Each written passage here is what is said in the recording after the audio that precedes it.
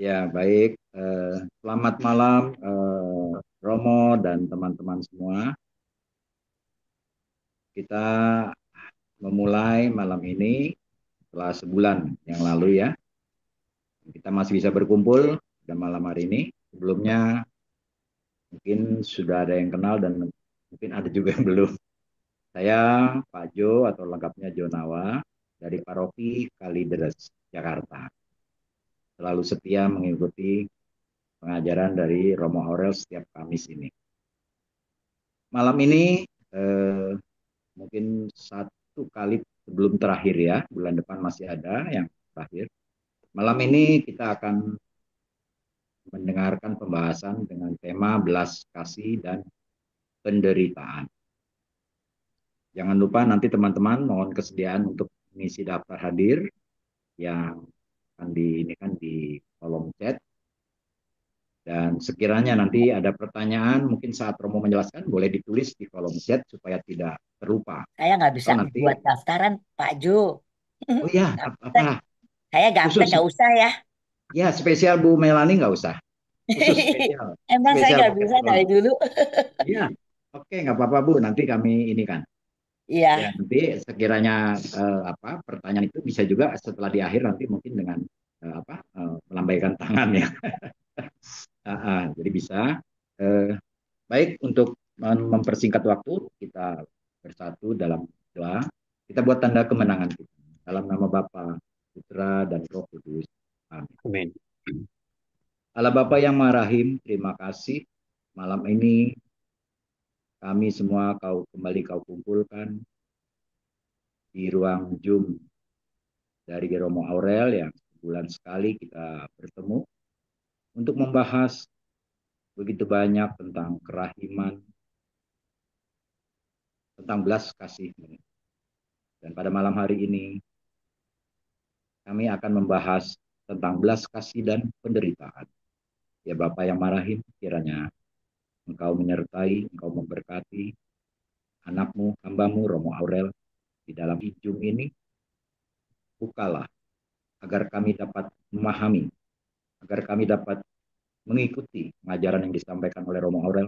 Biarlah Roh Kudusmu senantiasa membuat kami terbuka akan belas kasih dan penderitaan yang akan dijabarkan pada malam hari. Kemuliaan kepada Bapa Seperti dan pada Putra permulaan, dan Roh Kudus, sekarang selalu, seperti dan pada sepanjang permulaan segala kelak. abad. Amin. Amin. O darah dan air yang telah memancar dari hati Yesus sebagai sumber kerahiman, Engkaulah andalan. Andalanku. O darah dan air yang telah memancar dari hati Yesus sebagai sumber kerahiman, Engkaulah Engkaulah andalanku. andalanku. O darah dan air yang telah memancar dari hati Yesus sebagai sumber kerahiman, Engkaulah andalan. Engkaulah andalanku. Amin. Dalam nama Amin. Bapa, Berada Putra, Roh dan Kudus. Roh Kudus. Amin. Amin.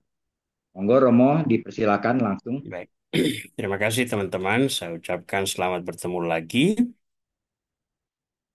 Kita malam ini mulai menyentuh tema ketiga atau dokumen ketiga atau dokumen terakhir dari tiga dokumen yang secara resmi diterbitkan atau dikeluarkan oleh gereja untuk mengajar umat beriman tentang kerahiman ilahi. Nah, ini yang penting ya. Eh, Selama ini kita semua selalu mereferensi kepada catatan harian Santa Faustina karena memang itu akar dari devosi kerahiman ilahi. Ya, jadi kita bersyukur kepada Tuhan karena pewahyuan Tuhan melalui Santa Faustina dalam pengalaman mistiknya ini begitu kaya, begitu kompleks dan begitu berbobot, ditulis oleh satu orang dengan pendidikan serendah itu, ya.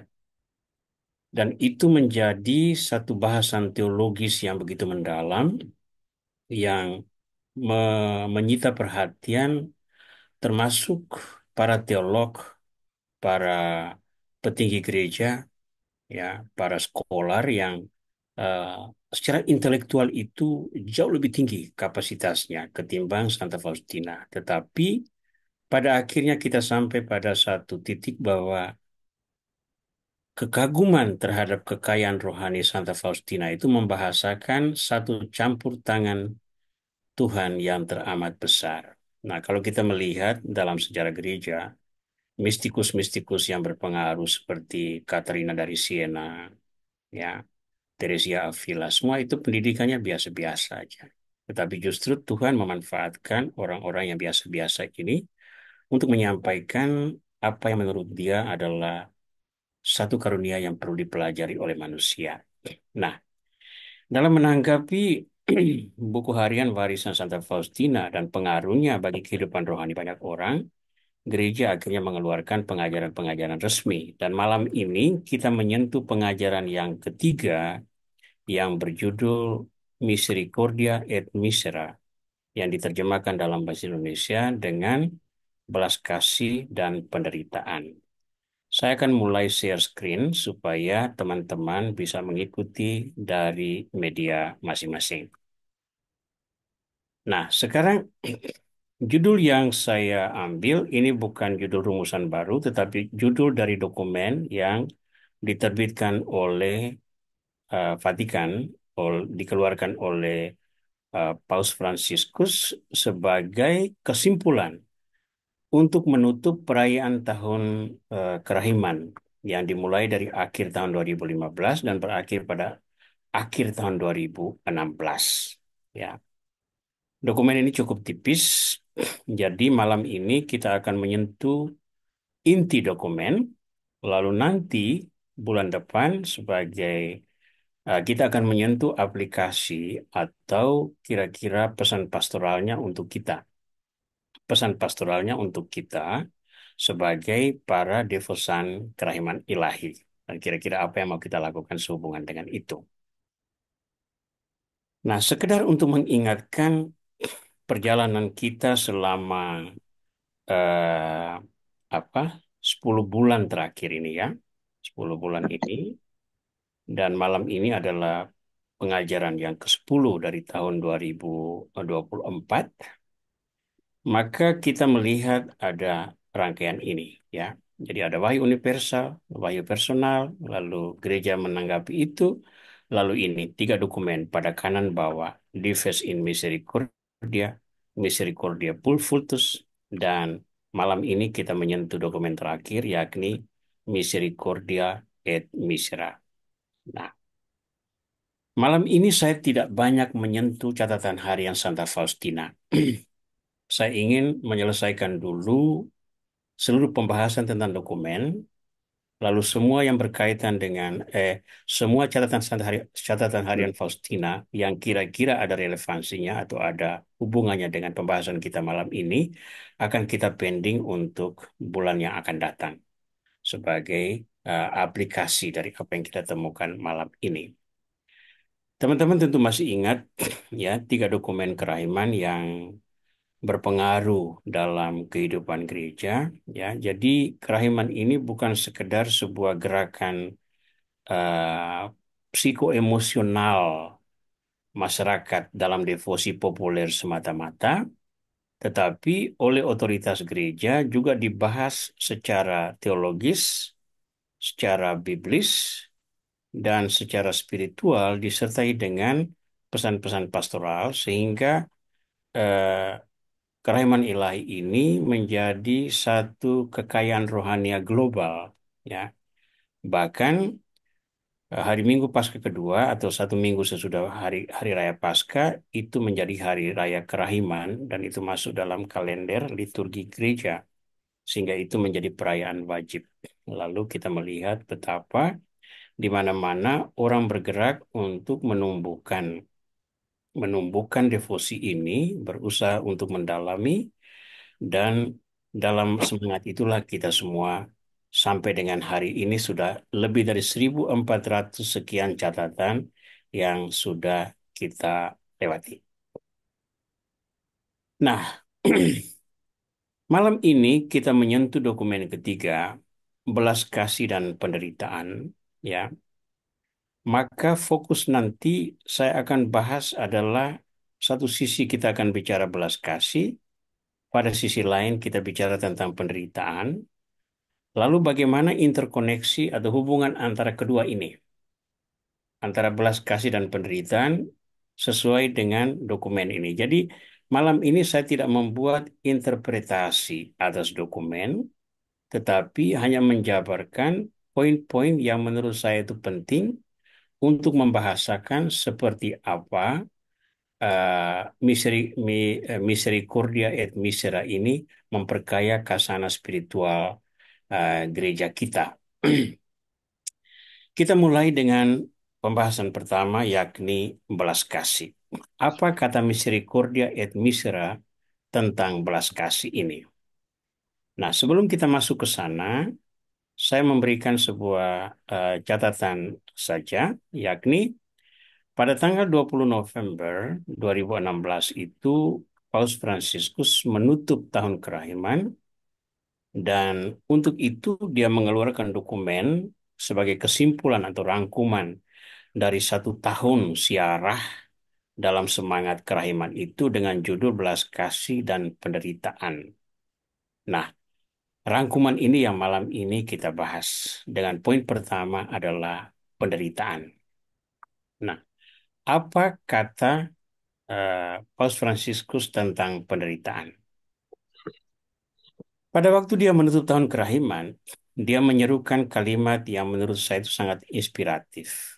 Dia berkata demikian: kita telah merayakan tahun yubileum yang hebat, saat mana kita telah menerima rahmat belas kasih dengan melimpah, seperti angin yang berembus kencang tetapi berfaedah.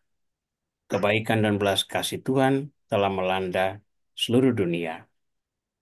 Karena kita masing-masing telah lama mengalami tatapan Allah yang penuh kasih ini, kita tidak dapat tetap tidak terpengaruh karena tatapan itu mengubah hidup kita. Nah, ini saya rasa apa yang disampaikan oleh Paus Fransiskus ini pada kenyataan itu benar, karena perayaan tahun kerahiman yang dimulai pada akhir tahun 2015 dan diselesaikan pada akhir tahun 2016 itu membuat kerahiman ilahi itu dipromosikan sekencang-kencangnya, seluas-luasnya. Dan itu ditanggapi dengan sangat antusias oleh berbagai kalangan dari berbagai belahan dunia. Sehingga di mana-mana bertumbuh sangat kuat devosi kerahiman ilahi, bahkan lebih lebih sering sudah disebut sebagai kerasulan kerahiman ilahi, dan grup-grup yang secara serius menanggapi gerakan ini dan mendalaminya sehingga itu betul-betul dipahami, betul-betul meresap dan betul-betul dihayati, ya. Grup kita itu tujuannya di situ, yakni kita mendalami dan mengetahui dengan baik, ya, meresapkannya dalam hati. Penghayatan itu sudah tergantung pada situasi kita masing-masing, ya. Nah, jadi kiasan yang dipakai di sini itu sangat bagus, ya, seperti angin yang berembus kencang tapi bermanfaat. Demikian juga belas kasih kebaikan itu yang dipromosikan itu praktis menjadi semacam satu badai yang merasuk ke dalam gereja kita, tetapi sangat bermanfaat. Ya. Dan itu kita lihat di mana-mana, praktis di berbagai belahan dunia. Sekarang di semua gereja ada sudut dengan ikon kerahiman ilahi. Entah gambar mana versinya, baik yang asli menurut deskripsi Santa Faustina, atau kerahiman-kerahiman ilahi lain yang merupakan imajinasi dari para seniman, ya semua tetap menggambarkan sang kerahiman ilahi, yakni Yesus Kristus. Paus Fransiskus mengatakan begini: pada penutupan yubileum ini, saatnya untuk memandang masa depan dan memahami bagaimana melanjutkan dengan setia, gembira, dan antusias pengalaman kekayaan belas kasih ilahi. Komunitas-komunitas kita dapat tetap bersemangat dan aktif dalam karya evangelisasi baru sejauh pertobatan pastoral yang merupakan panggilan kita setiap hari dibentuk oleh daya pembaru belas kasih. Kita jangan membatasi tindakan belas kasih, kita jangan membuat sedih roh, yang selalu menunjukkan jalan baru yang kita tempuh dalam menyampaikan Injil keselamatan kepada setiap orang. Ya, jadi diharapkan bahwa semangat yang diperoleh dalam tahun kerahiman itu betul-betul menjadi satu inspirasi yang terus mendorong kita untuk serius di dalam melanjutkan karya kerasulan kerahiman ilahi. Dan itu sekarang betul-betul terwujud. Ya. Nah, ini saya kutip dari dokumen Misericordia et Misera, ya, yang praktis sudah memberi warna bagi kita bagaimana hidup, bagaimana merayakan kerahiman ilahi, dan bagaimana buah-buah perayaan itu sekarang berpengaruh bagi kehidupan gereja. Kita masuk poin yang pertama, yakni belas kasih. Apa kata dokumen Misericordia et Misera tentang belas kasih? Dalam Misericordia et Misera nomor 2, paragraf keempat, kita menemukan kutipan ini. Belas kasih adalah tindakan konkret kasih ini yang dengan mengampuni, mengubah, dan mengolah hidup kita. Demikianlah misteri belas kasih ilahi diejawantakan atau diwujudkan ya. Allah penyayang dan pengasih, belas kasihnya berlangsung selamanya. Dari generasi ke generasi, belas kasih Allah memeluk mereka semua yang percaya kepadanya dan mengubah mereka dengan menganugerahkan hidupnya sendiri. Nah, belas kasih itu dilihat sebagai konkretisasi dari kasih. Nah, kasih itu adalah sebuah konsep. Dia bukan sebuah benda ini, benda jasmania yang bisa kita sentuh. Ya, kasih itu di antara dua orang itu kan tidak ada wujud nyatanya, tetapi masing-masing pihak merasakan. Kalau antara suami istri, dua orang suami istri, mereka saling mengasihi. Tidak ada dari satu mereka yang bisa mengambil kasih itu lalu menunjukkan kepada semua orang yang lain. Tidak ada. Kasih itu sebuah konsep. Tapi belas kasih yang merupakan perwujudan dari kasih itu bisa terjadi dalam banyak hal. Ya, banyak hal. Misalnya memberikan hadiah atau menolong membetulkan sesuatu dan sebagainya sebagai sebuah wujud konkret dari kasih. Ya. Nah, dalam pengajaran iman, kita bicara tentang kasih itu, kita menyentuh hakikatnya. Kita tidak semata-mata berdiri hanya menyentuh elemen kasih pada level manusiawi. Hakikat kasih itu adalah pribadi Allah sendiri. Dalam surat pertama Yohanes bab 4 ayat 8, itu kita menemukan kalimat ini, Allah adalah kasih. Ya, Allah itu adalah kasih. Hakikat Allah itu adalah kasih. Relasi antara Bapa, Putra, dan Roh Kudus itu adalah kasih. Dari hakikat relasi tiga pribadi inilah mengalir kasih ilahi yang diturunkan kepada manusia, yang kemudian manusia wujudkan itu dalam rupa-rupa cara, dalam batas-batas kemampuan dan pemahaman manusia. Ya, maka dari Misericordia et Misera nomor 2 paragraf 4 ini kita menemukan ada dua aspek yang saling melengkapi satu sama lain di dalam diagram uh, hijau yang ada di sebelah kanan layar Anda. Bertolak dari hakikat, yakni Allah adalah kasih, Tuhan lalu mewujudkan kasih itu secara konkret, ya, sebagaimana diungkapkan dalam dialog antara Yesus dengan Nikodemus. Saya suka memakai itu, ya. Begitu besar kasih Allah akan dunia sehingga Ia mengutus putranya yang tunggal agar setiap orang yang percaya kepadanya tidak binasa, melainkan beroleh hidup yang kekal. Nah, di sini setiap orang yang percaya kepadanya tidak binasa, melainkan beroleh hidup yang kekal. Mengapa itu penting? Karena itu adalah cara Tuhan menanggapi dosa manusia yang merusak. Sejak manusia pertama berdosa, relasi antara Tuhan dan manusia itu terganggu. Manusia ada di luar kasih Tuhan. Maka kedatangan Kristus itu memulihkan kasih antara Tuhan dan manusia, sehingga manusia itu bisa diselamatkan. Ya. Nah, di sini dalam pernyataan Paus Fransiskus, belas kasih adalah tindakan konkret dari kasih. Nah, ini kita melihat di sini. Ya, kasih sebagai hakikat adalah pribadi Tuhan, tapi kasih sebagai tindakan konkret adalah pelayanan Tuhan yang bisa dialami langsung oleh manusia. Ya, itu belas kasih yang kita pahami dalam membahas tentang dokumen Misericordia et Misera. Sekarang kita lihat penderitaan.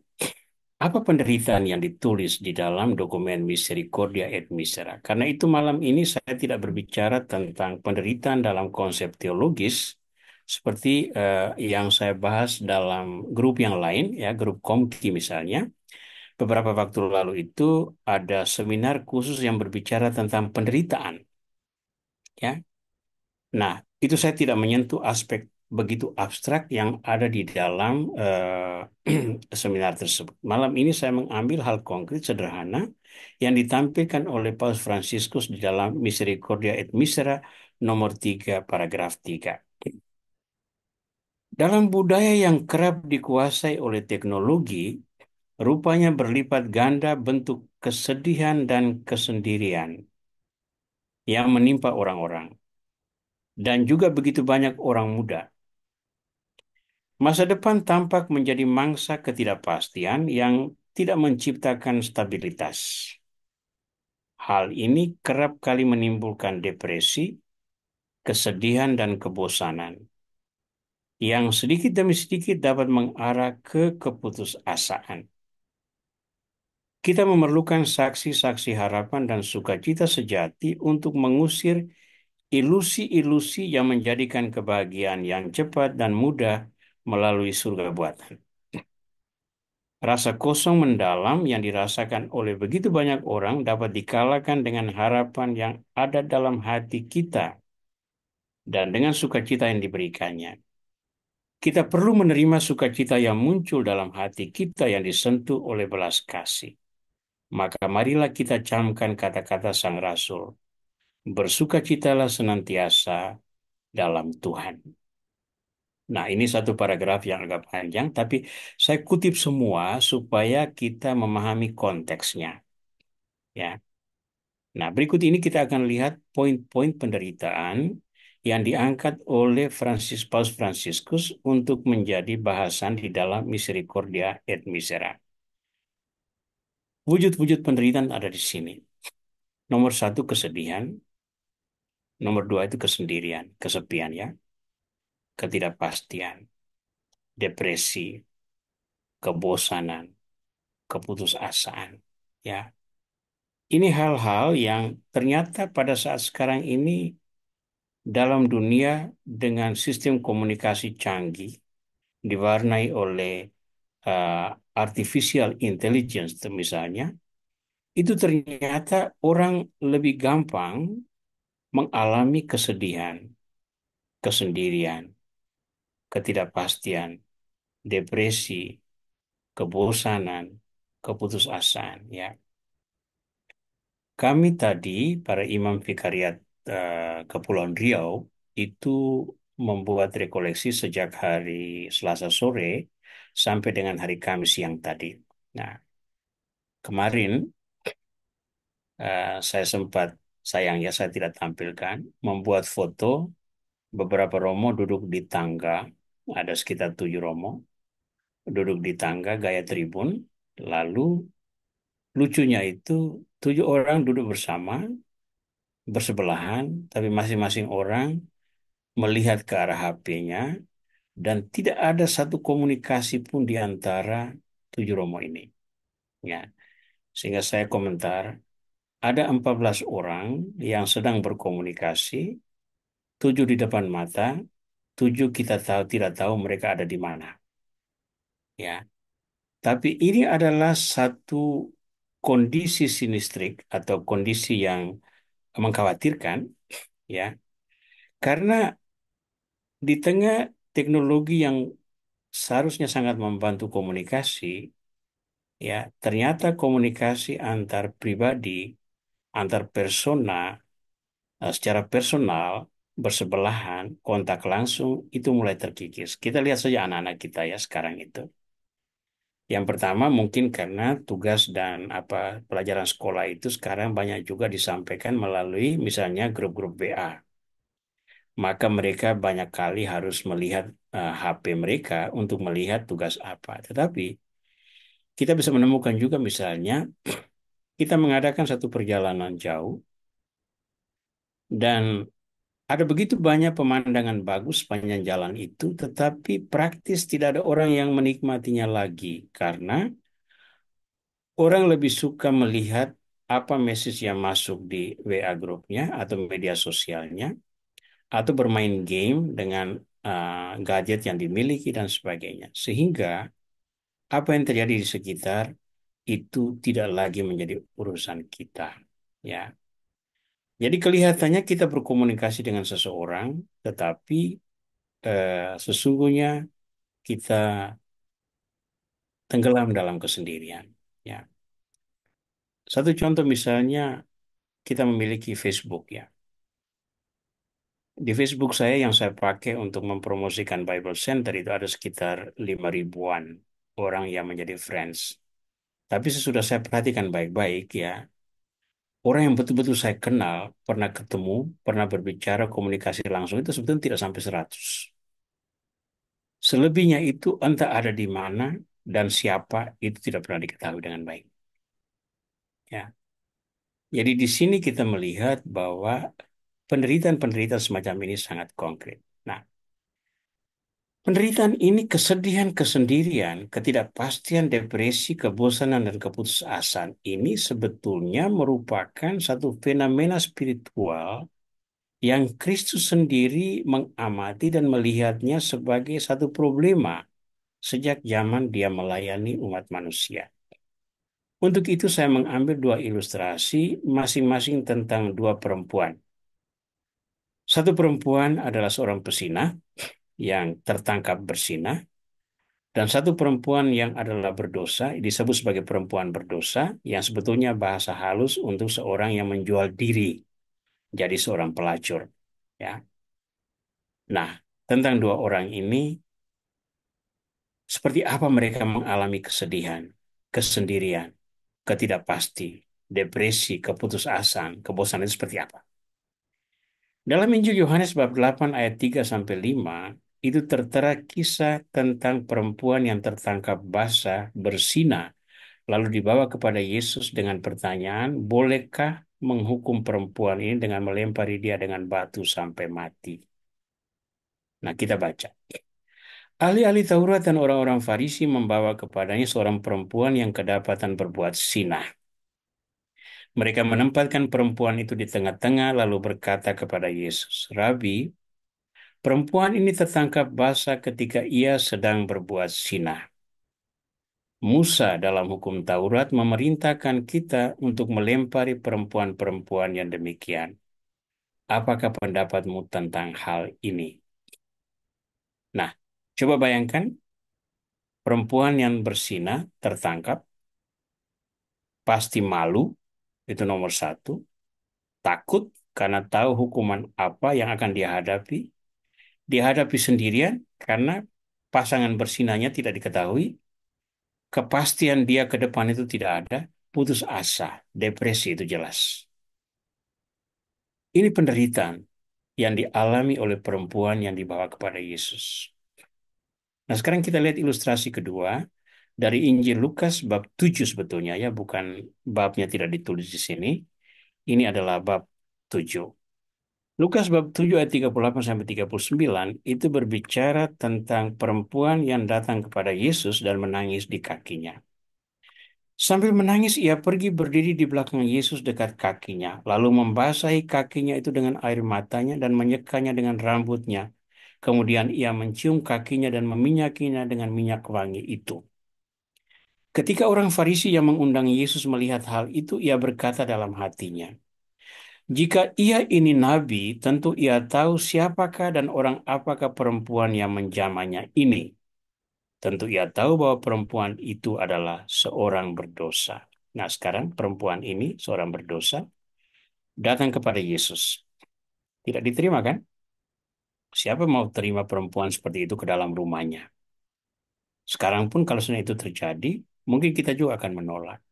Tapi apa yang terjadi? Dia menangis dekat kaki Yesus dan membasahi kakinya dengan air matanya dan menyekanya dengan rambutnya, menciumnya dengan kakinya. Itu ungkapan apa? Kesedihan, ungkapan depresinya, ungkapan ketidakpastian, ungkapan kebosanan tentang gaya hidup lama yang penuh dosanya, ungkapan keputusasaan. Semua itu ada di dalam diri perempuan itu. Di bawah mata orang Farisi yang menghakimi dia. Jika tentu ia tahu bahwa perempuan ini adalah seorang berdosa. Nah, ini wujud-wujud penderitaan yang dilihat oleh Yesus pada zaman itu yang diungkapkan oleh Paus Fransiskus dalam situasi hidup kita masa kini. Ya. Nah, sekarang yang kita buat malam ini adalah melihat kontras antara kedua ini. Pada satu sisi, ada wujud-wujud penderitaan, ya, semua poinnya ada di sini. Pada sisi lain di sebelah kanan, itu adalah belas kasih. Belas kasih yang mengalir dari hakikat diri Allah yang adalah kasih, yang diwujudkan untuk melayani manusia dengan cara Yesus, firman Tuhan, menjadi manusia. Nah, antara penderitaan dan belas kasih ilahi ini, kita ada di tengah. Dan Paus Fransiskus memberikan kita dorongan agar kita merayakan belas kasih Allah dengan dua tema pokok. Nomor satu adalah pengampunan dan nomor dua adalah penghiburan. Ya, jadi kita harus menjembatani ini. Satu sisi ada penderitaan, sisi lain ada belas kasih ilahi ya, bukan belas kasih manusiawi, belas kasih ilahi. Nah, kita yang di tengah ini, kita merayakan belas kasih itu dengan cara apa? Pengampunan dan penghiburan. Itu adalah wujud konkret kasih ilahi yang hidup di tengah kita, dapat kita praktekkan, dan mempunyai pengaruh yang dapat kita rasakan, dapat kita bagikan. Pengampunan dan penghiburan. Mari kita bahas satu persatu. Nomor satu adalah pengampunan. Apa kata Paus Fransiskus tentang pengampunan? Pengampunan adalah tanda yang paling nampak dari kasih Bapa yang hendak diwahyukan Yesus dengan seluruh hidupnya. Setiap petikan Injil ditandai dengan perintah cinta kasih ini yang mengasihi sampai titik pengampunan. Bahkan pada saat terakhir hidupnya di dunia, ketika ia disalib, Yesus mengucapkan kata-kata pengampunan. Ya Bapa, ampunilah mereka, sebab mereka tidak tahu apa yang mereka perbuat. Injil Lukas bab 23 ayat 34. Ya. Jadi pengampunan itu itu merupakan tanda konkret yang paling nampak dari kasih Bapa ya.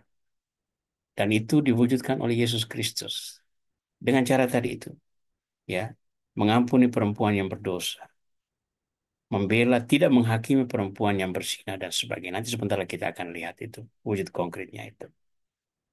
Ya, apa nilai-nilai pengampunan di sini? Di dalam pengampunan itu manusia, fakta pertama yang terungkap adalah manusia itu tidak berdaya untuk mengangkat martabatnya yang tercemar oleh dosa. Ya, kita ini terlahir suci.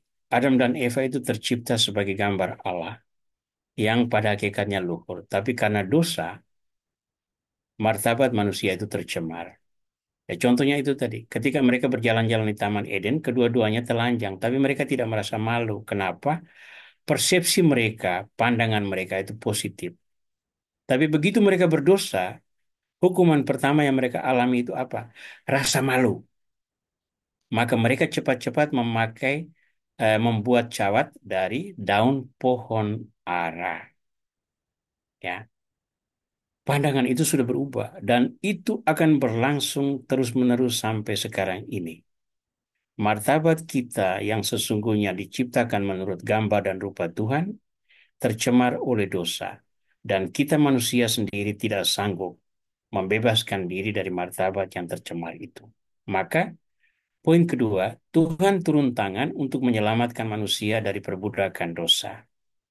Ada banyak utusan, dengan puncaknya adalah Yesus Kristus. Dan pada tangan Yesus, Tuhan memulihkan martabat manusia berdosa yang bertobat, lalu Tuhan menganugerahkan sukacita ilahi. Ini poin-poin pengampunan.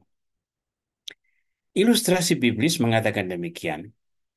Ketika orang-orang yang menangkap perempuan berzina itu hendak melempar, kenan Yesus berkata, barang siapa yang tidak berdosa, dialah yang pertama melemparkan batu kepada perempuan itu.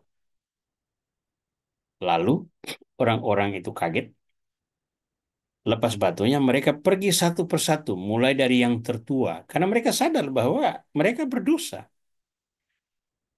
Nah, sesudah mereka semua pergi, Yesus bertanya, di mana mereka semua? Tidak adakah yang menghukum engkau? Perempuan itu berkata, tidak ada Tuhan. Lalu ini kata-kata Yesus yang membahasakan pengampunan. Aku pun tidak menghukum engkau. Pergilah dan jangan berbuat dosa lagi mulai dari sekarang. Nah, ini vital. Hukuman seorang pesina menurut perjanjian lama itu adalah dirajam dengan batu sampai mati. Maka apa yang mereka buat kepada perempuan itu benar, hanya bahwa orang Farisi itu salah langkah, ahli Taurat itu salah langkah. Mereka bertanya kepada Yesus untuk menjerat dia. Dan Yesus memanfaatkan kesempatan ini untuk mengajarkan sisi lain daripada hukuman, yakni pengampunan. Jika kamu tidak berdosa, kamu yang pertama melemparkan batu kepada perempuan itu. Sadar kan? Kita yang menghakimi perempuan berdosa ini ternyata orang berdosa semua. Lalu lahirlah ini. Aku pun tidak menghukum engkau. Dengan kata lain, engkau berdosa itu saya tahu. Tapi saya tidak menghukum engkau dengan satu syarat. Apa itu? Mulai dari sekarang jangan lagi berdosa. Itu. Ya. Mulai dari sekarang itu jangan lagi berdosa. Itu belas kasih yang luar biasa. Kepada perempuan berdosa yang datang ke rumah Simon orang Farisi itu, Yesus berkata kepada perempuan itu, imanmu telah menyelamatkan engkau. Pergilah dengan selamat. Sebagai seorang perempuan berdosa, pelacur yang menjual diri, dia adalah sampah masyarakat. Di mana-mana itu ditolak, kecuali dikunjungi oleh orang-orang hidung belang yang mencari kepuasan seksual dengan membayar. Ya. Tapi dia berani datang ke rumah Simon, seorang Farisi, yang mengundang Yesus untuk makan. Yang berkumpul di sana jelas orang-orang Farisi, orang-orang yang sangat taat pada hukum Taurat, yang selama ini menjadi referensi bagi banyak orang-orang untuk mencari pendalaman dan pemahaman tentang hukum ilahi yang tertera di dalam kitab Taurat. Perempuan ini berani menerobos rintangan, lalu masuk bertemu Yesus, dan itu adalah ungkapan iman, ungkapan seorang berdosa yang sudah bosan dengan gaya hidupnya yang penuh dosa. Dia depresi, dia putus asa, dia cemas dengan hari depannya. Dia datang kepada Yesus untuk mencari jalan, dan Yesus memberikan jalan. Imanmu telah menyelamatkan engkau. Pergilah dengan selamat. Mengapa selamat? Karena dosamu sudah diampuni. Ya, itu nilai pengampunan sejati. Sekarang kita lihat perayaan yang kedua adalah penghiburan. Apa kata Paus Fransiskus tentang penghiburan? Dalam Misericordia et Misera nomor 13 paragraf 1 kita menemukan kutipan ini. Wajah lain belas kasih adalah penghiburan. Hiburkanlah, hiburkanlah umatku, adalah permohonan sepenuh hati yang terus disampaikan oleh Sang Nabi saat ini, agar pesan pengharapan dapat sampai kepada semua yang mengalami penderitaan dan kesakitan. Jangan kita pernah kehilangan harapan yang lahir dari iman akan Tuhan yang bangkit. Betul, Kita kerap dicobai sampai sakit. Tetapi kita harus tidak pernah kehilangan kepastian akan kasih Tuhan kepada kita. Belas kasihannya juga terungkap dalam kedekatan, afeksi, dan dukungan yang diberikan oleh banyak saudara-saudari kepada kita pada waktu kesusahan dan kemalangan. Menghapus air mata adalah salah satu cara untuk memutus lingkaran setan kesunyian yang kerap kali menjerat kita. Tekanannya ada pada penghiburan. Nah, penghiburan itu ada rupa-rupa bentuk, ya. Biasanya dengan kata-kata. Kalau ada orang yang sedih begitu kan kita datang, lalu sudahlah, jangan terlalu dipikirkan. Kita tahu bahwa itu sama sekali tidak otomatis membuat dia tidak berpikiran lagi. Tapi kehadiran kita dengan kata-kata ini adalah penghiburan yang sangat dalam. Ya, ya. Ada keluarga yang mati, kita datang kan, sudahlah jangan bersedih. Tuhan pasti lebih mencintai dia. Dia sudah tenang dengan Tuhan di sana. Apa yang kita ungkapkan itu betul dan kita tahu persis bahwa ungkapan itu tidak serta-merta menghapus penderitaan orang yang sedang kehilangan. Tapi ungkapan dan kehadiran itu adalah sebuah penghiburan yang menyentuh hati orang bahwa dalam situasi ini dia itu tidak sendirian. Ya, tahu dan sadar bahwa kita tidak menderita sendirian itu sudah merupakan satu penghiburan yang sangat besar. Nilai-nilai penghiburan. Ada apa di sana? Nilai-nilai penghiburan. Saya merumuskan 4 nilai penghiburan. Nomor 1, dengan menghibur itu kita memelihara harapan yang ditumbuhkan oleh iman kepada Tuhan. Ya, katakanlah kita kehilangan seorang sahabat dekat, misalnya oleh sebuah kecelakaan atau oleh satu tindakan kejahatan. Ya, kata apa yang bisa memberikan kita penghiburan? Tapi ketika kita tetap beriman, kita memelihara harapan dalam penghiburan itu. Ketika orang-orang datang dan berbicara, kita tidak bisa menolak tragedi ini, tetapi ayo, mari kita mengampuni, mempersembahkan dia kepada Tuhan, dan memohon agar Tuhan menunjukkan kita jalan untuk terus hidup tanpa kehadiran dia. Kata-kata ini kelihatannya seperti kosong tak bermakna pada saat itu, tetapi itu adalah ungkapan harapan bahwa dalam tragedi dan penderitaan yang begitu hebat, tetap ada satu titik terang karena kita sebagai orang melihat, orang beriman, menaruh harapan itu pada tangan Tuhan. Nilai penghiburan yang lain adalah memelihara kedekatan dengan sesama yang solider dengan kita dalam penderitaan.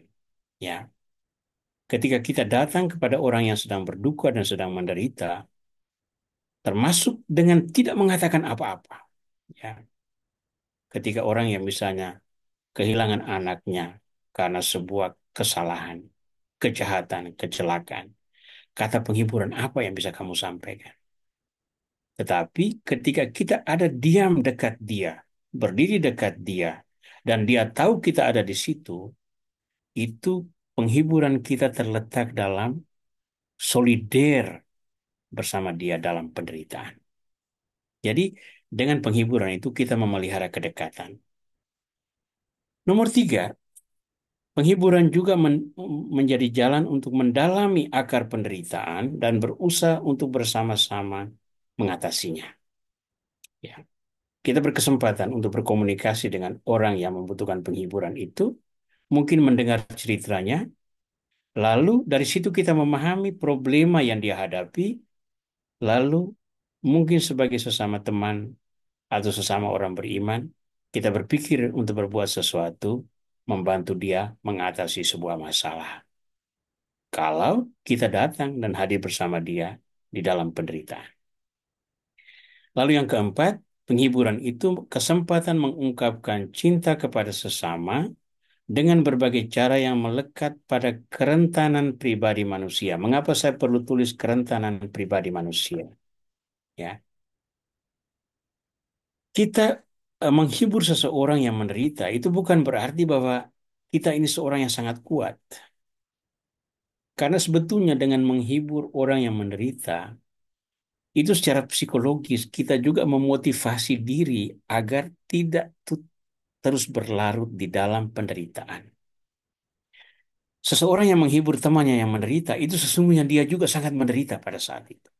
Dia sedang pribadi yang rentan, yang sebetulnya mudah patah, rusak oleh penderitaan itu. Tetapi dia mengungkapkan kata penghiburan kepada temannya yang menderita, sehingga itu juga menjadi penguat bagi dia. Ya, jadi misalnya begini ya, seorang ibu, dia berhadapan dengan seorang anaknya yang katakanlah seorang anak yang gagal dalam perkawinan. Dia juga menderita bersama anak yang gagal dalam perkawinan ini. Tetapi di hadapan anak yang gagal dalam perkawinan, dia menampilkan diri sebagai pribadi yang tegar. Supaya anaknya itu tidak khawatir tentang ibunya. Yang sesungguhnya juga sangat menderita bersama-sama dengan dia. Ya, itu nilai-nilai penghiburan. Sekarang, supaya kita bisa membuat pengampunan, supaya kita bisa melakukan penghiburan dalam bingkai kerasulan kerahiman ilahi, kita membutuhkan daya-daya ilahi. Misericordia et Misera memberikan kepada kita sejumlah daya ilahi. Nomor satu adalah sakramen-sakramen gereja. Ada beberapa poin di sini yang saya akan tampilkan. Dalam Misericordia et Misera nomor 5 paragraf 2 tertulis ini. Dalam liturgi, belas kasih tidak hanya berkali-kali dimohon, tetapi sungguh diterima dan dialami.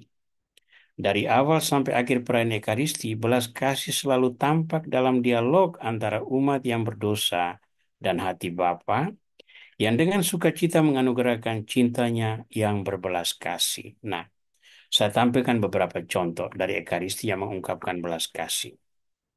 Semoga Allah yang Maha Kuasa mengasihani kita, mengampuni dosa kita, dan menghantar kita ke hidup yang kekal. Lalu kita jawab, amin. Ada di mana? Ini adalah pernyataan tobat. Ya, akhir dari pernyataan tobat. Sebelum kita menyanyikan, Tuhan kasihanilah kami. Lalu ini, jangan memperhitungkan dosa kami, tapi perhatikanlah iman gerejamu, dan restuilah kami supaya hidup bersatu dengan rukun sesuai dengan kehendakmu. Ya, ini ada di mana? Ada di dalam doa damai. Doa damai. Ya. Lalu berikut, Tuhan, saya tidak pantas Engkau datang kepada saya, tetapi bersabdalah saja, maka saya akan sembuh. Nah, ini 3 contoh dari seluruh Ekaristi yang berbicara tentang belas kasih Tuhan. Coba satu-satu kali konsentrasi dengan baik. Temukan bagian mana saja dari seluruh perayaan Ekaristi yang berbicara tentang belas kasih Tuhan. Saya berani bertaruh bersama Anda. Tidak ada satu bagian pun dari Misa Kudus yang tidak berbicara tentang belas kasih Tuhan. Paus Fransiskus mengatakan, ambillah energi rohania, daya rohania dari sakramen ini. Teristimewa Ekaristi Kudus tadi. Karena di sana terkandung penuh ajaran-ajaran tentang belas kasih Tuhan. Tentang sakramen yang lain, kita menemukan ada 2 sakramen yang digarisbawahi oleh Paus Fransiskus, yakni sakramen tobat dan sakramen pengurapan orang sakit. Dalam hidup sakramental, belas kasih dianugerahkan kepada kita dengan melimpah, tidak tanpa makna bahwa gereja secara eksplisit menyebut belas kasih dalam rumus 2 sakramen penyembuhan, yakni sakramen tobat dan rekonsiliasi, serta sakramen pengurapan orang sakit. Nah, dalam sakramen tobat, konsep dasar ketika imam memberi absolusi itu adalah ini. Allah Bapa, Allah Bapa belas kasih, melalui wafat dan kebangkitan putranya telah mendamaikan dunia dengan dirinya. dan mengirim Roh Kudus di antara kita untuk pengampunan dosa. Melalui pelayanan gereja, semoga Allah memberimu pengampunan dan damai. Ya, saya bacakan rumusan absolusi yang biasanya kami para imam ucapkan sesudah seorang umat membuat pengakuan dosa. Biasanya begini. Allah Bapa yang Maha Murah telah mendamaikan dunia dengan dirinya dalam wafat dan kebangkitan putranya. Ia telah mencurahkan Roh Kudus demi pengampunan dosa. Dalam pelayanan gereja, ia melimpahkan pengampunan dan damai kepada yang bertobat. Maka saya melepaskan saudara dari dosa-dosa saudara demi nama Bapa dan Putra dan Roh Kudus. Nah, itu betul-betul adalah ungkapan belas kasih. Ya. Nah, jadi kadang-kadang perlu dengar sedikit ya. Imam yang memberikan absolusi itu menyampaikan apa. Ya. Dan juga sebaliknya imam juga. Kadang-kadang saya tahu bahwa ada imam seringkali itu gegabah di dalam memakai rumusan ini. Kita tahu bahwa berkat pengampunan itu bisa diungkapkan dalam rupa-rupa cara, jadi tidak ada yang salah di situ. Tetapi alangkah baiknya memakai rumusan ini yang sungguh-sungguh mengungkapkan belas kasih Tuhan. Allah Bapa yang Maha Murah telah mendamaikan dunia dengan dirinya berkat wafat dan kebangkitan putranya dan seterusnya. Dalam sakramen orang sakit, ya, terungkap kalimat ini. Melalui pengurapan suci ini, semoga Tuhan dalam cinta dan belas kasih-Nya menolongmu dengan rahmat Roh Kudus. Ya, lalu orang sakit diurapi dengan minyak, di dahi, dan di kedua belah tangannya. Kalau ritus lama itu menurut saya lebih menyentuh. Karena ada dahi, ada mata, ada telinga, ada mulut, ada tangan, ada kaki, dan sebagainya. Jadi semua aspek itu tersentuh. Sekarang lebih disederhanakan, hanya disentuh pada dahi dan kedua belah tangan. Ya, tapi semuanya menggambarkan belas kasih. Sumber daya rohani nomor satu adalah sakramen-sakramen gereja. Nomor dua, sabda Tuhan. Sabda Tuhan ini terbagi dalam dua hal. Nomor satu adalah homili, dan nomor dua adalah kitab suci. Apa kata Paus Fransiskus tentang homili? Sabdanya menyuarakan kebutuhan dan kekhawatiran kita yang mendalam dan menawarkan jawaban yang bermanfaat, sehingga kita dapat secara konkret mengalami kedekatannya pada kita. Maka pentinglah homili, di mana kebenaran berjalan bergandengan dengan keindahan dan kebaikan, sehingga hati umat beriman dapat bergetar berhadapan dengan keagungan belas kasih. Saya sangat mendorong agar perhatian besar diberikan kepada persiapan homili dan khotbah pada umumnya. Khotbah seorang imam akan berhasil bila ia sendiri mengalami kebaikan penuh belas kasih Tuhan. Nah, perhatikan kata-kata dalam kurung itu. Kebenaran berjalan bergandengan dengan keindahan dan kebaikan. Ya, sekarang kita lihat kebenaran. Kebenaran itu kadang-kala menyakitkan. Ya, dan itu kita harus ungkapkan, walaupun itu menyakitkan. Tapi dalam homili, kebenaran itu harus bergandengan dengan keindahan dan kebaikan. Nah, keindahan itu ada di mana? Cara mengungkapkannya. Kebaikan, nilai moral yang menyertainya. Karena itu, tidak bisa dibenarkan ketika seorang imam memanfaatkan mimbar khotbah untuk memarahi umat beriman. Atau menjadikan mimbar khotbah sebuah teater hanya sekedar stand up komedi dan sebagainya. Ya, mimbar khotbah itu untuk mengungkapkan kebenaran Alkitabiah secara manusiawi yang bisa diterima, yang harus dilengkapi dengan pesan-pesan moral. Maka sesungguhnya dari mimbar khotbah itu, kita membuat penjabaran konkret secara konseptual, ide-ide abstrak yang ada di dalam kitab suci. Ya, di sana sabda Tuhan yang tertera di dalam kitab suci yang sudah direnungkan, ditawarkan dalam nilai-nilai konkret untuk bisa menjawab kebutuhan dan tantangan umat beriman. Tidak semua hal bisa dijawab dari mimbar khotbah, tetapi khotbah yang disiapkan dengan baik, sesungguhnya dia memuat petunjuk-petunjuk praktis dan konkret yang bisa diserap dan dikontekstualisasi atau dijalankan sesuai dengan situasi hidup umat masing-masing. Ya, ada yang bisa dimanfaatkan, ada yang lebih sering tidak. Ada orang yang mau mengikuti nasihat, yang lain tidak. Tetapi hakikat mimbar khotbah adalah sebuah petunjuk konkret untuk umat beriman agar menerapkan firman yang mereka dengar dalam kehidupan nyata. Bagian kedua tentang sumber daya rohani itu adalah kitab suci. Kitab suci secara keseluruhan ya. Kitab suci adalah kisah agung tentang hal-hal mengagumkan belas kasih Allah. Setiap halamannya diresapi kasih Bapa yang sejak saat penciptaan menghendaki mencetak tanda kasihnya pada alam semesta. Melalui kata-kata para nabi dan tulisan-tulisan kebijaksanaan, Roh Kudus mengukir sejarah Israel sebagai pengakuan akan kedekatan dan kasih Allah. Walaupun umat tidak setia, hidup dan pewartaan Yesus dengan tegas menandai sejarah komunitas Kristiani yang memahami perutusannya berdasarkan perintah Yesus untuk menjadi alat tetap belas kasih dan pengampunannya. Ya, kitab suci itu sendi pokok adanya gereja. Ya, walaupun gereja lebih dulu ada, kitab suci yang tertulis itu datang kemudian. Tetapi firman yang tertera di dalam kitab suci itulah yang menjadi dasar refleksi pengajaran iman yang masih tetap relevan dan berpengaruh hari ini. Maka baca kitab suci dengan baik, karena di sana terkandung kisah agung keselamatan yang datang dari Allah. Sumber daya rohani yang ketiga adalah pelayanan belas kasih. Ya. Paus Fransiskus mengatakan, pengalaman rahmat yang dihayati oleh gereja dengan sangat efektif dalam tahun jubileum tentulah pelayanan para misionaris belas kasih. Karya pastoral mereka mau menegaskan bahwa Allah tidak menaruh penghalang di jalan mereka yang mencarinya dengan hati yang menyesal, karena ia keluar menjumpai setiap orang seperti seorang bapa. Ya, kita ingat itu perumpamaan tentang anak yang hilang.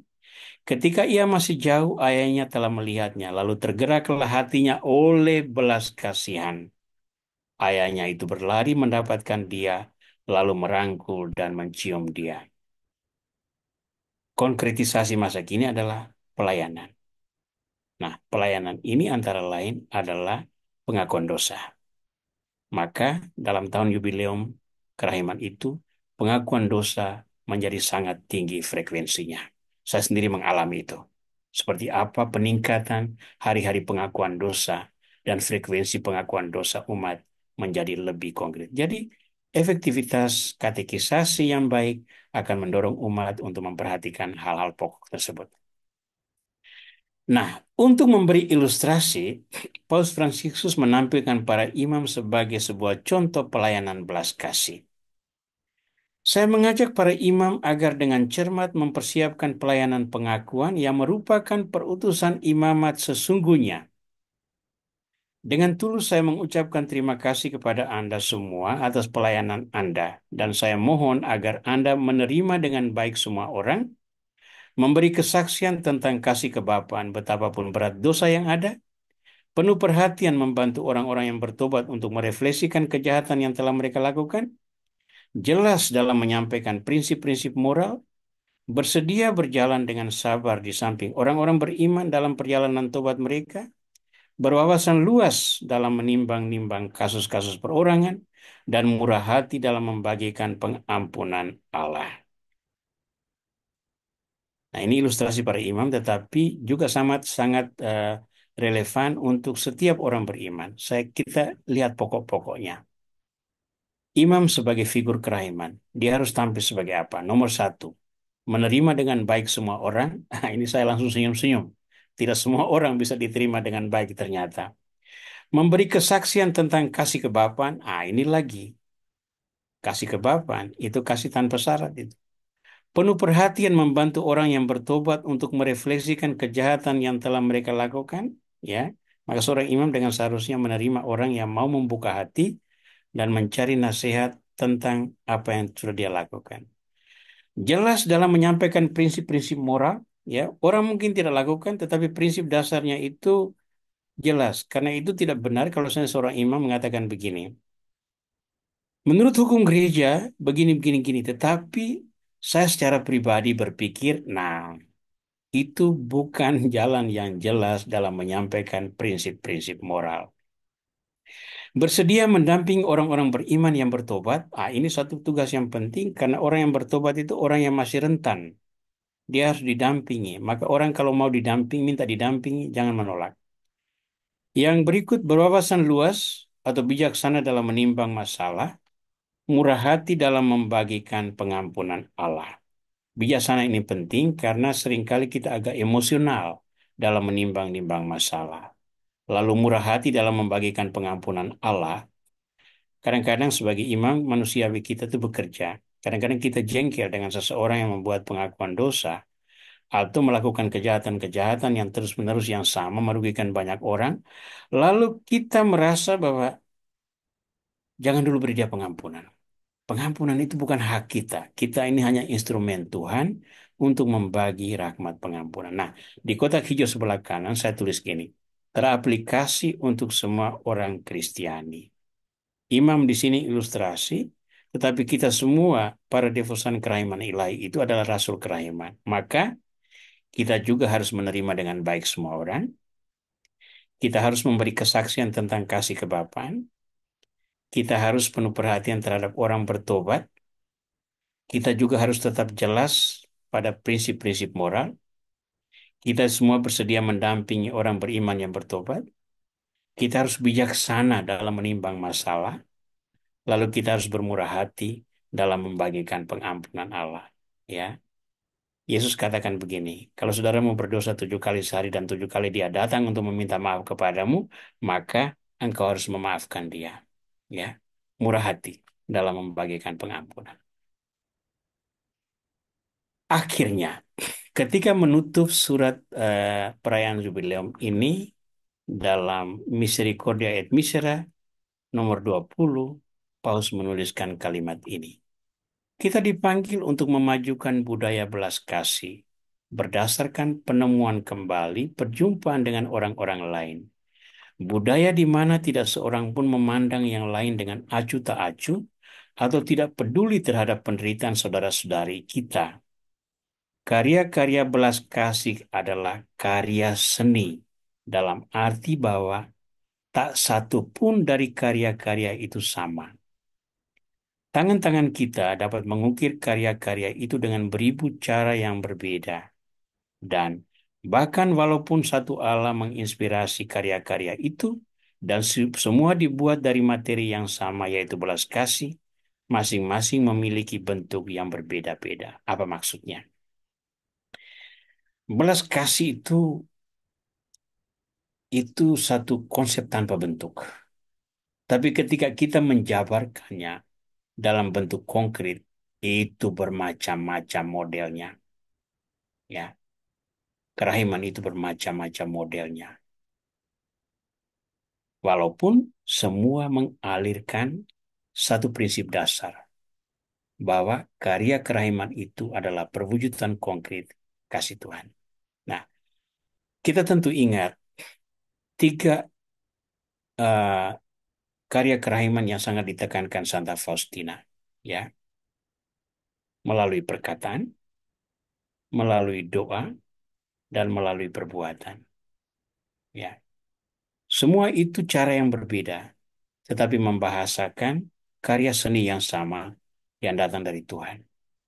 Ya, modelnya berbeda, kualitasnya berbeda, daya jangkaunya berbeda, tetapi pada akhirnya semua membahasakan satu nilai dasar, bahwa di dalam karya-karya itu ada Tuhan yang sedang berbicara kepada kita dengan penuh belas kasih. Nah, saya mengucapkan banyak terima kasih untuk semua perhatian teman-teman semua untuk presentasi saya malam ini yang sepenuhnya hanya berbicara tentang dokumen ketiga kerahiman ilahi, yakni Misericordia et Misera. Nanti bulan depan kita akan menyentuh aspek konkret penghayatan spiritualitas kerahiman ilahi dalam menerapkan pengajaran tentang penderitaan dan belas kasih ini. Sebagai devosan kerahiman ilahi, kita hendak berbuat apa sebagai tanggapan kita terhadap pengajaran yang gereja sudah sampaikan kepada tiga. Sehingga nanti pertemuan bulan depan itu boleh dikatakan merupakan rangkuman dari seluruh pengajaran sejak bulan Maret. Ya, Maret, April, Mei, Juni, Juli, Agustus, September, Oktober, November. Ya, jadi nanti semoga itu menjadi boleh dikatakan puncak dari persiaran kita selama tahun 2024 ini. Baik, saya stop share screen dulu. Saya kembalikan kepada Pak Jo untuk memoderasi acara kita selanjutnya. Baik, terima kasih Romo Aurel. Makasih ya, Mo. Sama-sama. Ya, ajaran yang cukup cukup semuanya ya. Bagus. Iya. Baik, teman-teman semua mungkin ada yang mau bertanya di kolom chat bentar ya. Belum ada ya. Belum ada yang Ya. ini menuliskan pertanyaan. Ya, baik kalau ada yang mau bertanya mungkin boleh langsung aja buka mic-nya ya. Bisa. Silakan ya, teman-teman. Sambil menunggu Romo mungkin sedikit kalau ada silakan ya. Ada Suster Oh ya, Alicia. suster. Silakan mikrofonnya dihidupkan, Ya, Suster, silakan untuk langsung suster. langsung ajukan pertanyaan.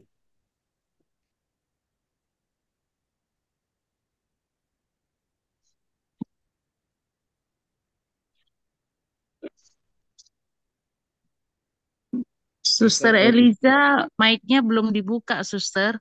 Suster Alicia buka mic-nya.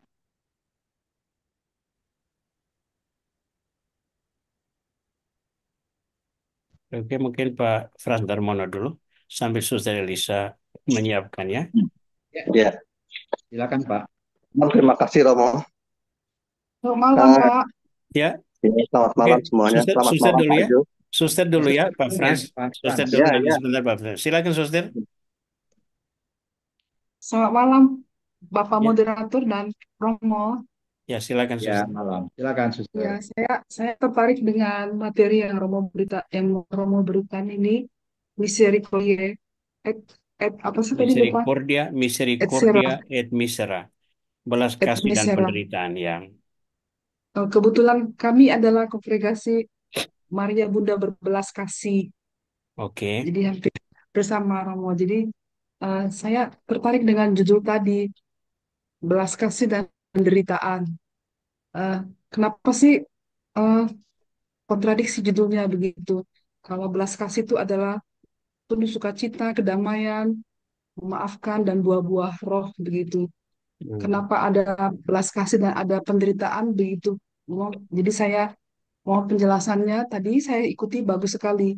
Hanya judulnya kenapa ada belas kasih dan penderitaan. Biasanya itu penuh sukacita. Apakah ada belas kasih? Belas kasih itu dibarengi dengan penderitaan, penderitaan atau karena akibat dari dosa atau apa sih? Atau dosa-dosa manusia begitu Romo. Jadi Tuhan karena berbelas kasih maka diberikan pengampunan. Itu apakah ke situ?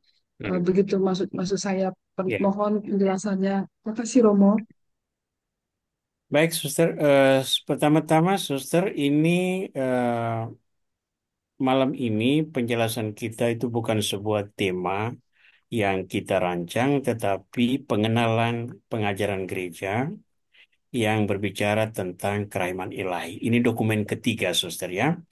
Yang pertama Oh, tempo hari adalah Dives Misericordia, lalu yang kedua adalah Misericordia Vultus, lalu yang ketiga adalah Misericordia et Misera. Ini tiga dokumen gereja yang resmi hmm. dikeluarkan yang mengajar tentang kerahiman ilahi. Devosi kerahiman Iya, ilahi yang sekarang populer sekali, Suster ya, atas dasar iya, catatan harian Santa Faustina. Jadi judul malam ini memang adalah judul dokumen yang di diajarkan oleh Paus Fransiskus pada akhir tahun 2016 menutupi perayaan Yubileum Kerahiman Ilahi. Nah, hmm. walaupun demikian, baik saya menyentuh sedikit aspek belas kasih dan kerahiman dalam perspektif umum. Sayang ya, beberapa pekan lalu itu ada webinar dari komunitas Mujizat Kerahiman Ilahi, Asuhan Pak Gunawan Jakarta itu, saya sudah membahas tema ini sebetulnya secara lebih komprehensif tentang itu, tentang penderitaan, ya. Kalau sudah ada belas kasih, bagaimana ada penderitaan dan sebagainya. Nah, itu memang em, satu tema yang sebetulnya luar biasa berat itu Pak Jo waktu itu. Saya sedikit gelagapan juga bagaimana membahasakannya itu dalam hanya 1,5 jam itu ya. Tapi sudahlah. Hmm. Eh, yang terjadi itu begini, Suster. Tema dari dokumen ini sesungguhnya adalah belas kasih itu bermanfaat untuk mengatasi penderitaan. Itu nuansa dasarnya. Penderitaan itu sebuah fakta. Walaupun Tuhan mengasihi kita, penderitaan itu hilang. Ya, penderitaan itu tidak hilang. Penderitaan itu ada. Akar penderitaan itu dari mana? Akar penderitaan itu pertama itu dari kebebasan manusia. Tuhan ini kan menciptakan kita sebagai makhluk yang bebas, termasuk bebas juga untuk berbuat dosa, ya, termasuk bebas juga untuk melakukan kejahatan, ya. Itu nomor satu. Yang kedua, sumber dari penderitaan itu juga adalah dosa manusia yang merupakan godaan dari kegelapan. Jangan pikir bahwa kegelapan itu sudah berhenti, tidak. Coba perhatikan godaan yang dihadapi Yesus menurut Injil Lukas. Sesudah 3 godaan itu diatasi oleh Yesus, apa yang tertulis di sana? Iblis lalu mundur untuk menunggu waktu yang tepat. Ya, dia bukan mundur lalu hilang, tidak. Dia mundur untuk menunggu waktu yang tepat. Berarti ibaratnya kita ini terus diintai oleh dia. Ya, maka jangan pernah gegabah dengan mengatakan, jangan menyalahkan iblis seakan-akan kamu tidak berdosa, kamu tidak punya kelemahan. Memang kita punya kelemahan, tapi itu sangat dimanipulasi oleh kegelapan yang memang pada hakikatnya itu semata-mata untuk merusak manusia. Itu akar penderitaan. Jadi penderitaan itu ada di dalam jangkauan kita maupun bisa juga ada di luar jangkauan kita. Nah, kita hadapi dengan cara apa? Kamu tidak bisa lari dari penderitaan, tapi kamu bisa mencari cara untuk mengatasi penderitaan. Ibaratnya kita itu bisa dalam ombak, kita sudah terseret, kita tidak bisa lari dari ombak, tetapi kita bisa mencari cara untuk selamat dari ombak itu. Ya.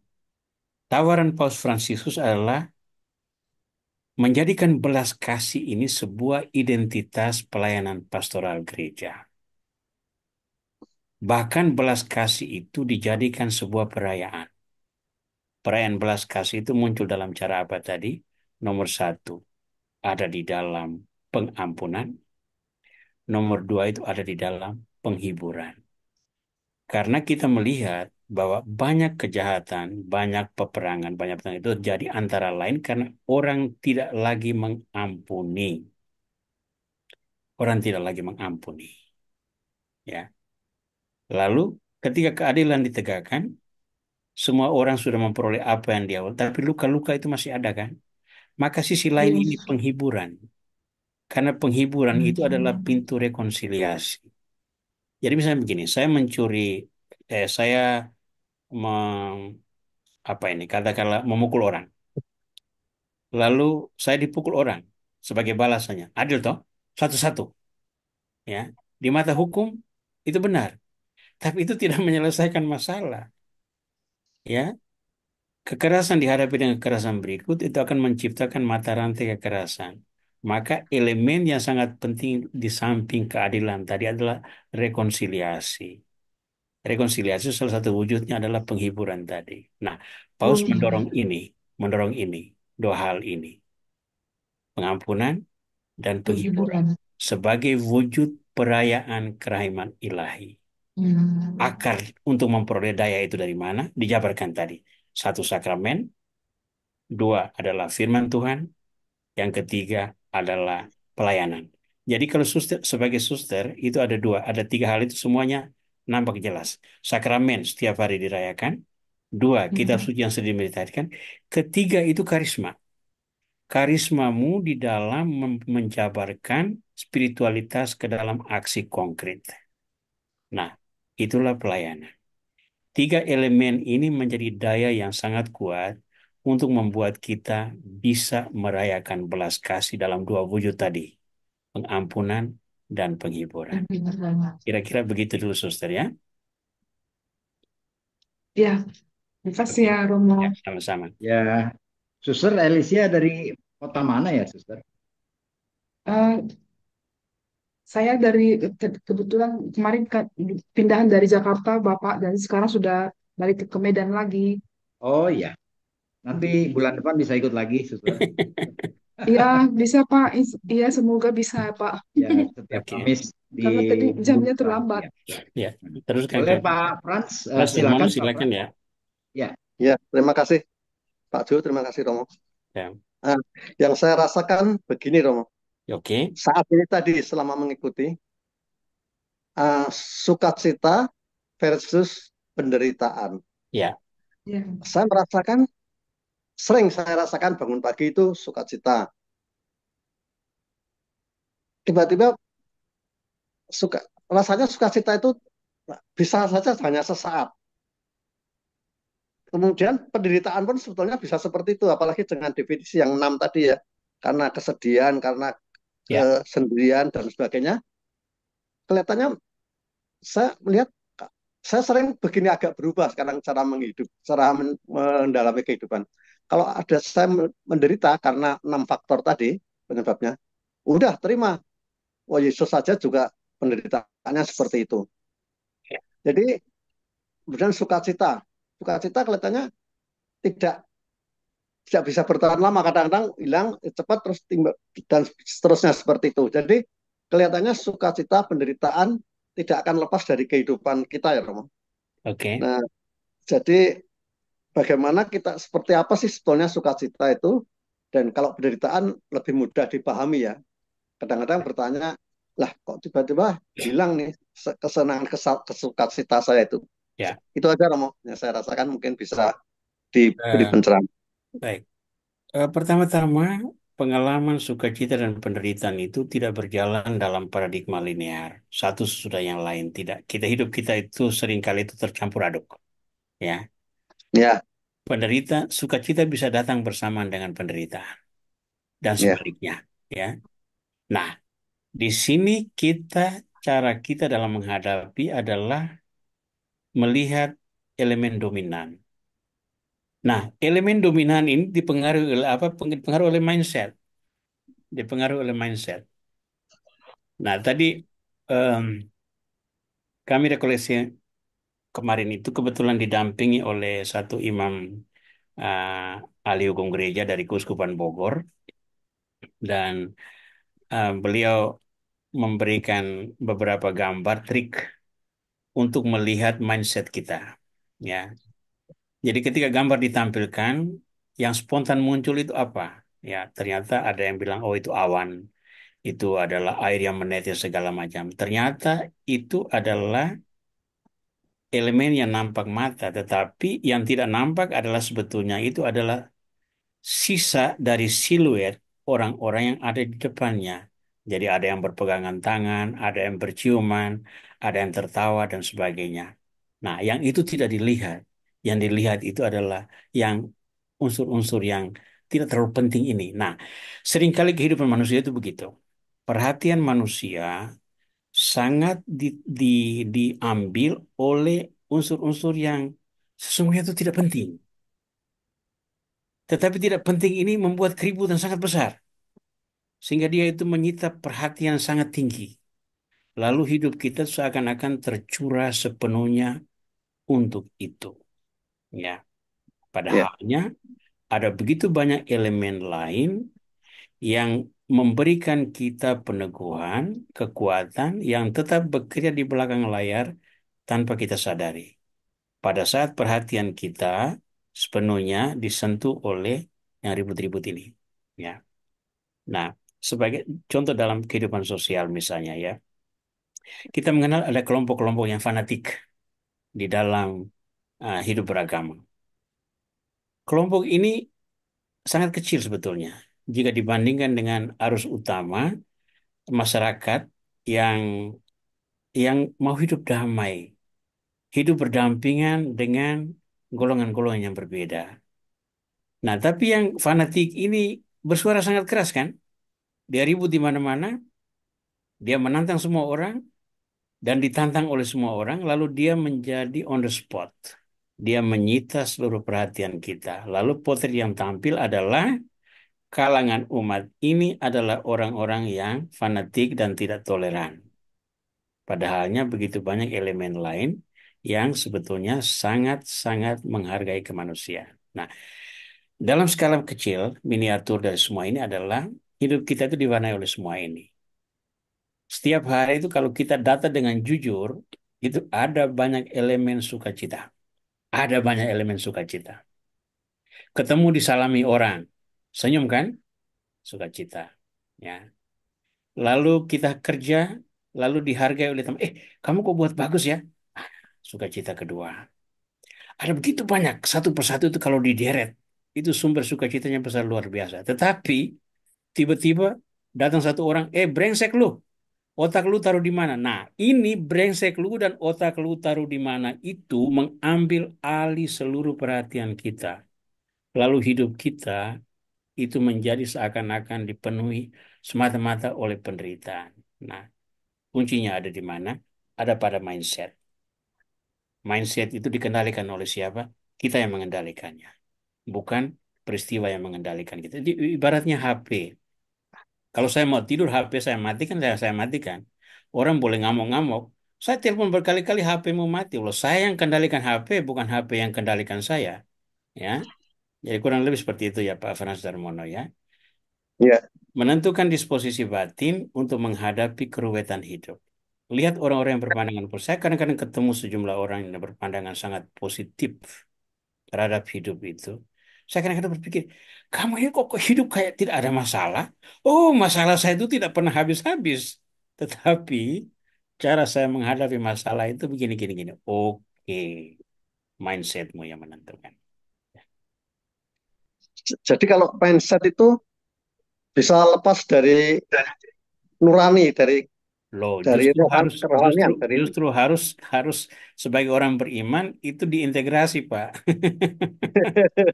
Jadi, iya, iya, iya. jadi biarkan nilai-nilai iman itu turut membentuk mindset kita. Jangan memisahkan sama sekali. Maka sebagai orang Kristiani kita menghadapi seluruhnya itu dalam kepenuhan kompleksitas kepribadian kita sebagai orang Kristiani. Dalam penerapan itu kita bisa pilah-pilah. Bagian ini bisa langsung dikaitkan dengan iman Kristiani langsung. Bagian ini kita agak sedikit menyingkir dulu. Bagian ini sebetulnya tidak ada hubungan sama sekali dengan Ya. iman Kristiani. Maka jangan misalnya kalau Anda seorang insinyur di perkapalan lalu urus mesin, jangan datang lalu mulai bilang menurut Yesus Kristus gini gini gini itu sama sekali tidak jalan. Engkau skillmu ada atau tidak mesinnya rusak ini. Tetapi ketika berhadapan dengan seseorang yang membutuhkan bantuan, lalu Anda mulai berlogika tentang ilmu ekonomi, siapa yang apa segala macam, belas kasihmu tidak ada. Di situ Anda menyingkirkan elemen pokok yang merupakan bagian dari dirimu, yakni Tuhan mengajarkan engkau untuk berbelas kasih kepada orang yang membutuhkan. Itu dia, Romo. Ya, Iya, benar. kurang lebih Iya, Terima begitu kasih. ya, Pak Frans Darmono ya. sudah jelas ya Pak Pran ya. Ya, terima kasih sekali. Ya, kalau saya Romo ingatnya cuma di 432 penderitaan adalah harta terbesar kata kata Santa Oke, oke, Faustina. oke. Ya, Pak Romo ada Pak Albert. Ya, Pak Mau- Albert silakan ya. Oh, silakan Pak Albert langsung. Ini yang terakhir ya Pak Yo, karena kita sudah hampir Oh iya, 8:30 ya. Oke. ya, Silakan Pak Albert. silakan Pak Albert. Baik, selamat malam Pak Jo, selamat malam Romo Aurel. Ya, Izin malam. tanya, suara saya kedengaran nggak ya? Kedengaran Pak Albert, kedengaran. Dengar. Iya. Ini pertanyaan itu yang mengusik saya beberapa bulan atau katakan setahun belakangan ini, yaitu mengenai apa sih hiruk pikuk dunia ini, loh. Kita tahu penampakan Tuhan Yesus pada Santa Faustina itu tahun 1930-an atau Ya, 35 gitu, Romo, ya. ya. Perang Dunia Kedua tuh ada. Hampir sekarang 100 kita tahun. Ya, dan sekarang kita tuh ada di abad di mana perang itu masih ada gitu. Dan saya masih nggak ngerti gitu kan, Kade Romo kalau mengatakan kayaknya indah sekali kan karena sumbernya depresi dan sebagainya gitu kan. Ya tadi pokok permasalahan. Nah, sepertinya kelihatannya jadi begitu jauh apa yang dikatakan oleh Romo itu pada kehidupan sekarang ini, Romo. Dan kalau kita melihat bagaimana kekerasan dan perang ada di Ukraina, ada di Israel dan apa namanya itu Palestina, Libanon, saya Hmm. jadi tambah bingung, Romo. Ini Ya, sebenarnya kita ini gimana ya, ya kayak Romo katakan kayaknya bagus gitu kan, tapi kok pemimpin-pemimpin negara ini atau apa ya masyarakat ini kok sepertinya nggak peduli. Padahal kadang-kadang saya melihat korban-korban itu ngeri sekali. Tapi di lain pihak saya juga mengatakan, kamu yang bikin masalah 7 Oktober tahun lalu, jadi kamu harus menanggung akibatnya gitu kan. ya, Jadi kadang-kadang saya merasa bahwa, oh karena kamu menyandera, jadi perang ini masih berlangsung. Tetapi pada saat saya melihat bagaimana mereka menderita, kayak Romo katakanlah Misera itu, menderita, saya juga kasihan juga. Bro. Nah, jadi hmm, sebenarnya gimana ya Romo ya? Maksud ya, saya untuk mengunyah dan ya, memahami dan mengambil sikap karena saya tuh juga kadang-kadang ya memang kamu tuh memang nggak benar juga gitu karena ya, menyandra orang. ya, Tapi pada saat yang bersamaan dengan dibom dan eh, apa sih ya kesulitan lah begitu. Jadi ya, susah juga. Mohon apa Romo bisa menerjemahkan karena saya juga nggak tahu sih waktu baik, tahun-tahun 1930 itu ya, waktu kata Faustina apakah pernah tertulis tentang perang-perang seperti ini dan baik, penderitaan Ya, oke. yang akan dihadapi oleh Santa Faustina atau orang-orang di Polandia di Perang Dunia Kedua. ya, Terima kasih Romo, mohon maaf. baik. Pertama, Santa Faustina tidak berbicara tentang perang. Dia berbicara tentang kejahatan manusia. Dia berbicara tentang egoisme manusia. Dia berbicara tentang manusia yang tidak melayani satu sama lain dan menghargai martabat mereka sehingga orang itu cenderung untuk membalas. Nah, kalau kita sudah masuk dalam ranah politik, politik itu manipulatif ya. Baik Israel maupun Palestina itu sama-sama tidak sampai pada akar terjauh. Masing-masing berhenti pada satu posisi yang menguntungkan dia. Itu itu politik kan. Salah satu realita yang kita hadapi sekarang. Tapi kalau dari perspektif kita sebagai orang Kristiani, akar dari semua itu ada pada 7 dosa pokok itu, ya, cemburu, iri hati, dendam, rakus, apalagi cabul, ya. 7 dosa pokok itu kalau kita pikirkan baik-baik, kenapa orang bisa membunuh? Itu kan marah, marah. Kenapa dia marah? Mungkin karena dia iri hati, dia cemburu dan sebagainya. Jadi lingkaran itu berpusat pada hal yang sama. Kontras dari itu adalah kejahatan, kontrasnya adalah buah-buah roh kan.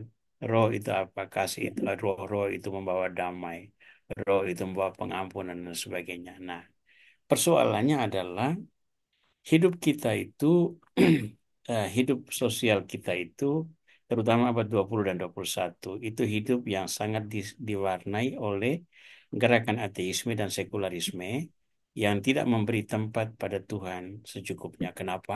Karena kesalahan orang beragama sendiri. Dalam sejarah, agama pernah dimanipulasi untuk kepentingan, kepentingan politik, kekuasaan, kekayaan, dan sebagainya. Sehingga orang beragama pun pernah melakukan kejahatan-kejahatan yang sangat brutal di dalam sejarah. Maka, kontras dengan itu, pihak-pihak yang menjadi korban atau menderita karena ini lalu mengambil disposisi, tidak mengakui adanya Tuhan. Tetapi dua kesalahan tidak membuat hal itu menjadi benar. Ya, dua kesalahan tidak membenarkan sesuatu. Kesalahan tetap kesalahan. Santa Faustina dan apa yang diungkapkan dalam pepayun mistik itu adalah sebuah inspirasi.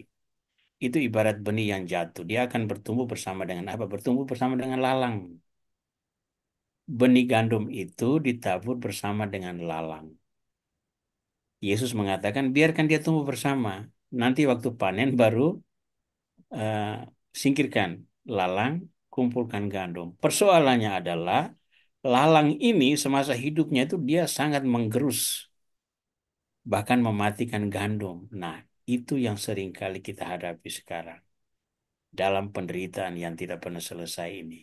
Lalang bertumbuh sangat cepat di tengah gandum yang kita berusaha mati-matian untuk mempertahankan. Walaupun demikian, Kristus mengatakan, atau seperti yang dikutip Paus Fransiskus baru-baru ini, ketika orang melakukan sesuatu yang jahat padamu, tetaplah berbuat baik. Ya, analog dengan itu kita katakan apa? Kejahatan sebesar apapun, ketika Anda bisa melakukan kebaikan, buatlah kebaikan. Karena ketika kejahatan membuat kita melakukan kejahatan, kita justru hidup menurut kendali yang jahat itu.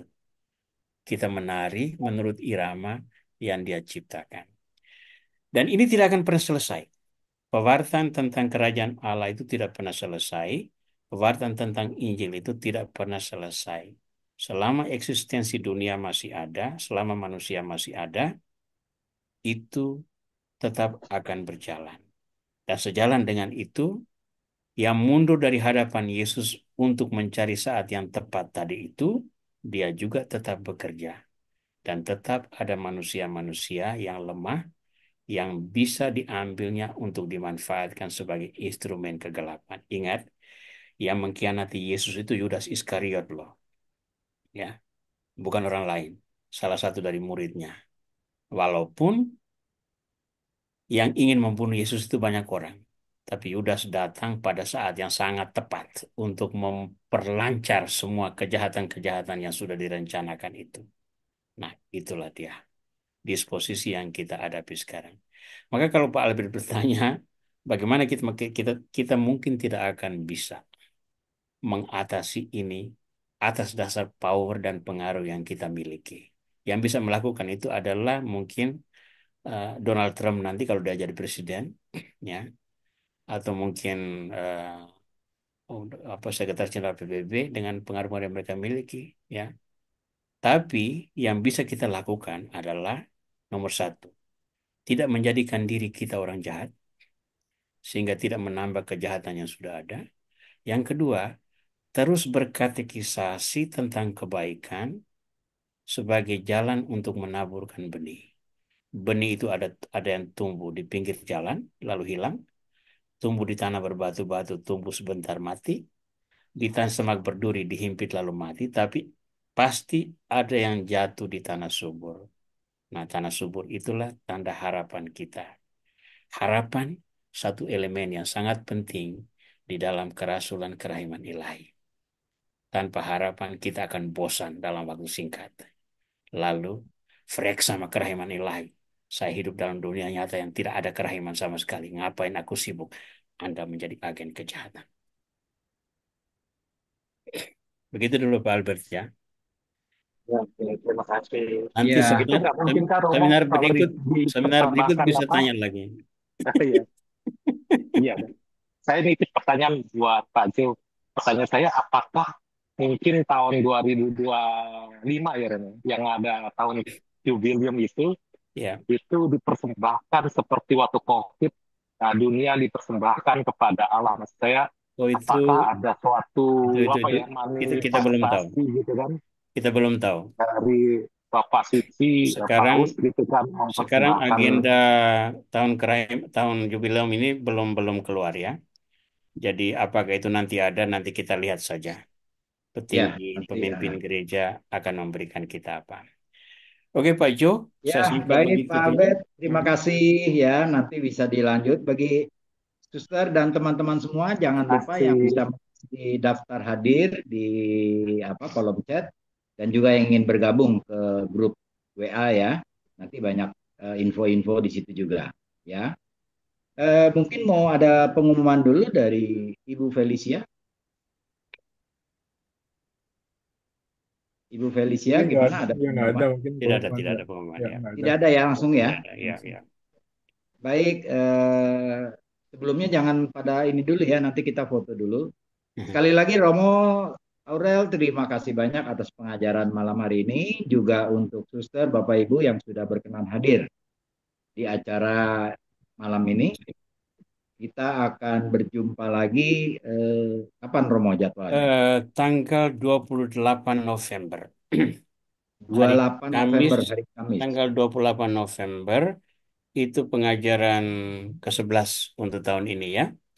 Jadi Ya, penjabaran konkret dari studi dokumen ya malam ini kita kita jalankan. Nanti kita akan lebih banyak menyentuh pesan-pesan Santa Faustina, karya-karya kerahman konkret dan sebagainya. Itu akan lebih banyak di situ ya.